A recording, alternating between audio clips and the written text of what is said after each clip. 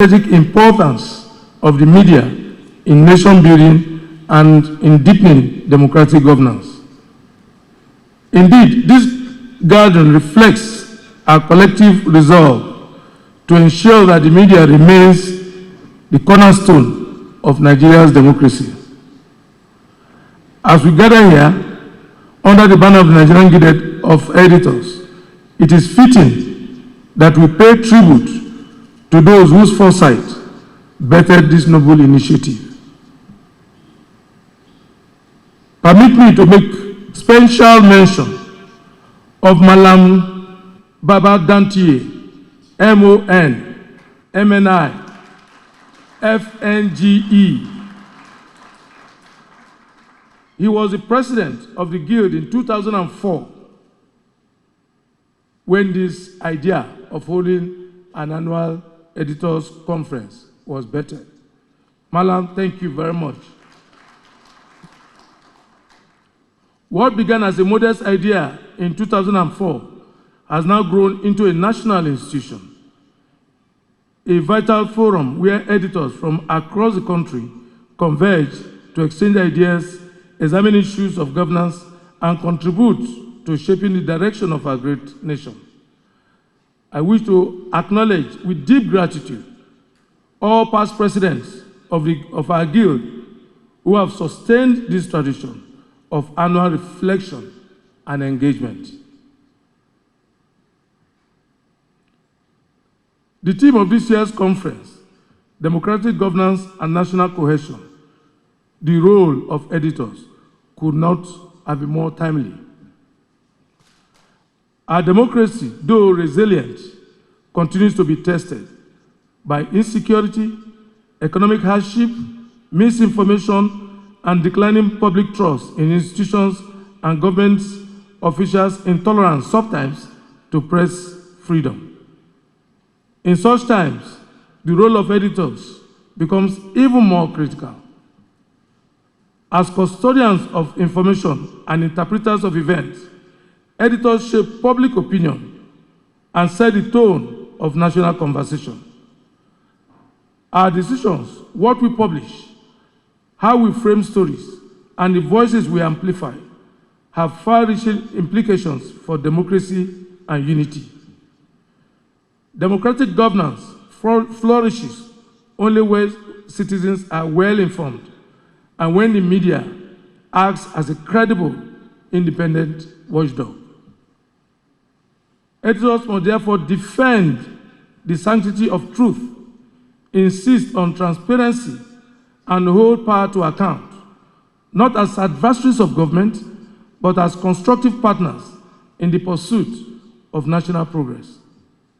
Similarly, national cohesion requires that we rise above divisions and use our platforms to promote understanding, tolerance, and shared values.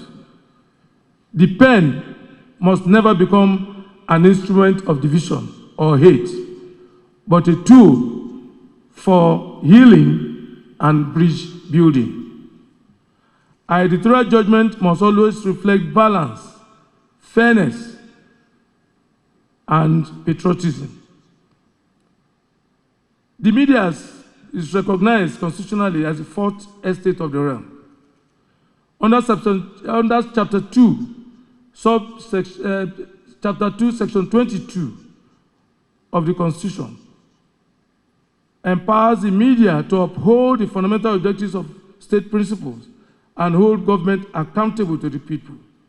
The media is also a veritable development partner. But for it to work effectively and perform its role, Mr. President, sir, the media must survive as a business. Without economic sustainability, our constitutional and social responsibilities become ineffectual. Therefore, we seek legislative and executive assistance to help balance our business, to make our businesses viable with our public duty. Just Excellency, Mr. President, the media today is distressed. Most newspapers, television houses cannot pay salaries. Not because they're not doing well, Your Excellency. It's because the components to perform their duty, the cost of producing them is prohibitive. Let me share with you, Your Excellency, the one I'm most comfortable with. I'm a newspaper editor. I work with the Vanguard. A ton of newsprint in Nigeria today costs 1.3, 1.4 million. And it lasts just 1 or 2 days. And if a newspaper is to survive in a month, Your Excellency, buying newspaper alone wipes out all the profits.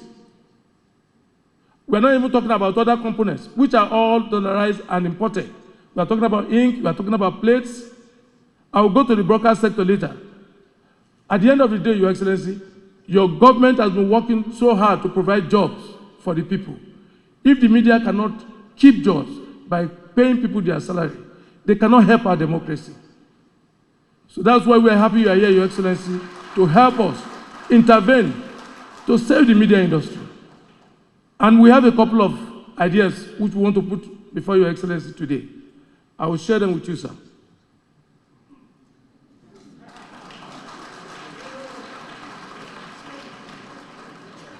Let's talk about tax deduction for media advertisers.